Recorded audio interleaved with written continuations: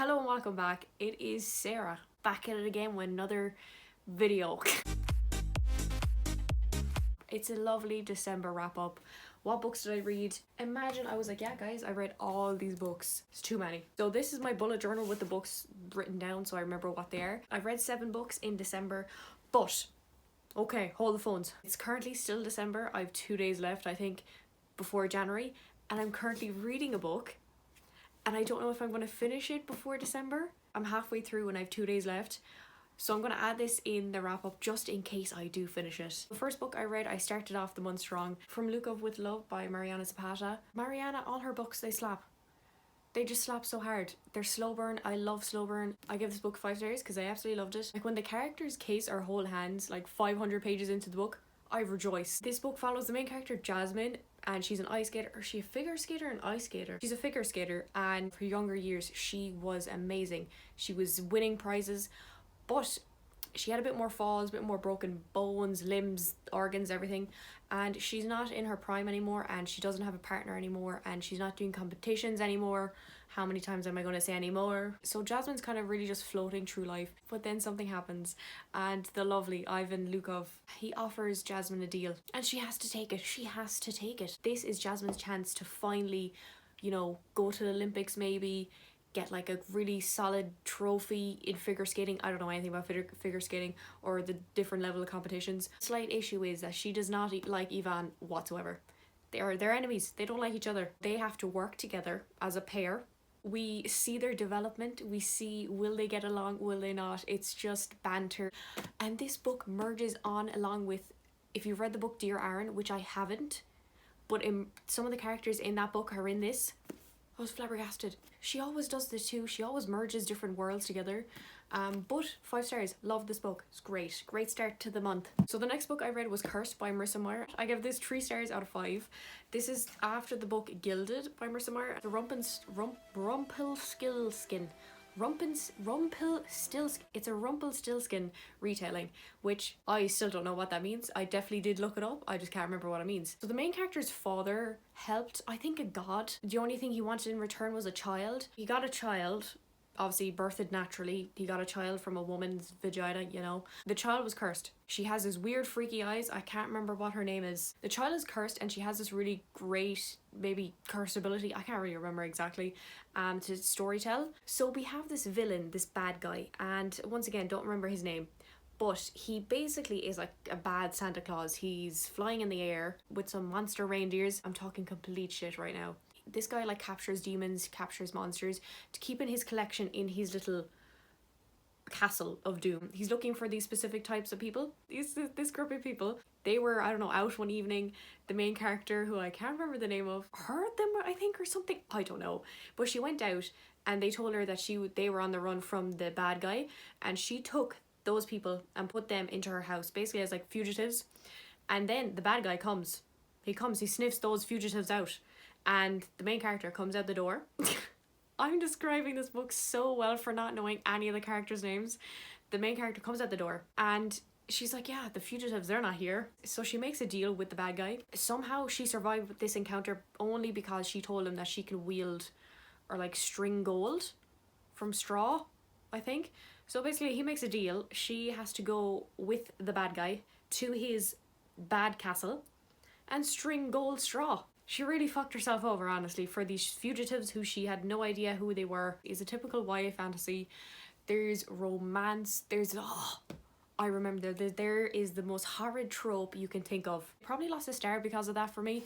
But this Curse was the second book, and it just follows on from the events of the first book. Oh, I listened to an audiobook too, which I really do recommend because I do like the narrator. The next book I read was The Princess Trap by Talia Hibbert. I gave this book 3 stars initially in my book. I gave it 3 stars. I put it down to 2 because this book was tragically shite. It was absolutely not what I was expecting at all.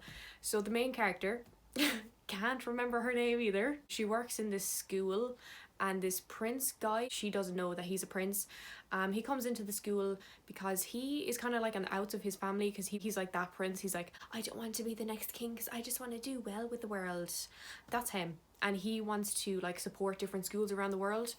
And he's gone to this one, I think in England. He sees her in this school or this academy, Immediately, he wants to go to Pound Town on her. She wants to go to Pound Town on him. It's a very insta love, very, like, it's very visual sex scenes. So she still doesn't know that he's the prince, and he takes her out on a few dates. One thing leads to another. They're put in this situation where she has to go into like a fake marriage with him. So we go from there. The book, it just was not Talia Hibbert's best book. The read was The Great Alone by Kristen Hanna. This book is in my favorite books of 2023. This book hits differently on all emotional chords. It's set in Alaska in the 1970s. So this family is comprising of 3 people: mother, father, daughter. The father was in the I'm flipping you off, but I mean, it's the father. So the father was in the Vietnam War. His friend was in the Vietnam War. The friend died, and he left a house for the father. The father is a bad guy. He is abusive, alcohol abuse. When he finds out that this guy leaves a house for him in Alaska, he takes his whole family of 3 and they move to Alaska. So they have to survive in this tiny house, no electricity, no really means of connecting with other people. There is a small community, and you can see the community really well during the summer times, because you can be out of your house during the summer times, because in the winter times it's a lot more harder, because you know, the snow, the cold, you have to really survive and get your own food and keep warm. So it's really hard during the winter to really, you know, jiggle with the neighbors. What the fuck was that? This book was a journey. That's what I have to say. It was just a journey. It was a relationship between mother and daughter again.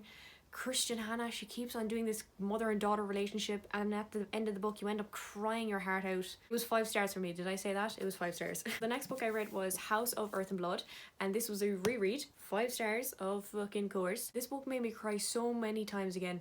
Like, where does Sarah J Maas have the absolute right? It's a high fantasy, follows the main character Bryce Quinlan. Her friends die, and she investigates why they die. So it's quite a hard book to get into, because it has so much different terminology, and there's different houses in this. So there's House of Earth and Blood, House of Sky and Breath, and there's 2 other ones, but in each of these ones there's like shifter humans, witches, fae. There's a lot going on in this book, in this series, but it'll make you want to carve out your body for these characters. It'll make you want to sacrifice yourself for these characters. Absolutely adored this book with my whole heart.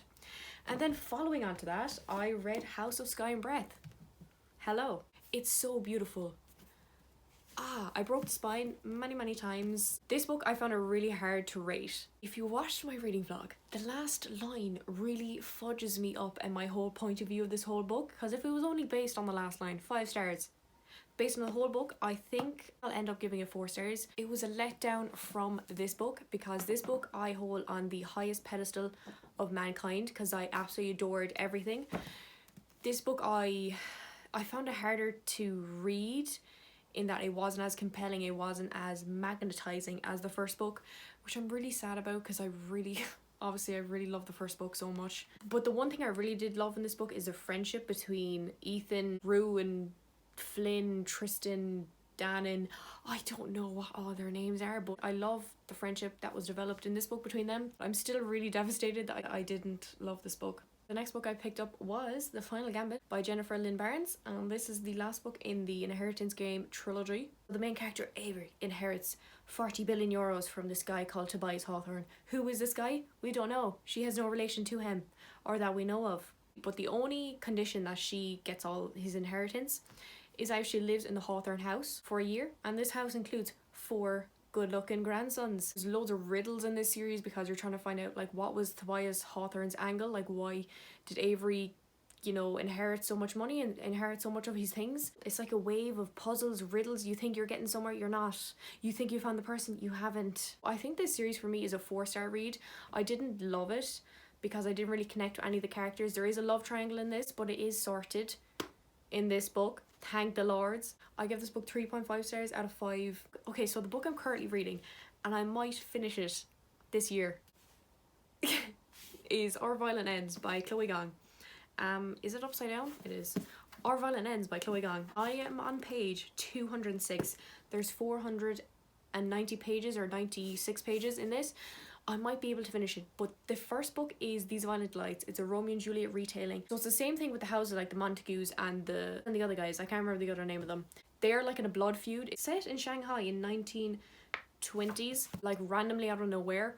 Some people like start ripping out their own throats, and the 2 main characters, Romo No, Roma and Julieta are, you know, investigating as to why these people are ripping out their own throats. Why is everyone dying? Maybe I'll finish this. Hopefully I do, to be honest. 8 books potentially read in December. 7 books definitely read. But yeah, it was a good reading month. Hope you enjoyed the video. Peace.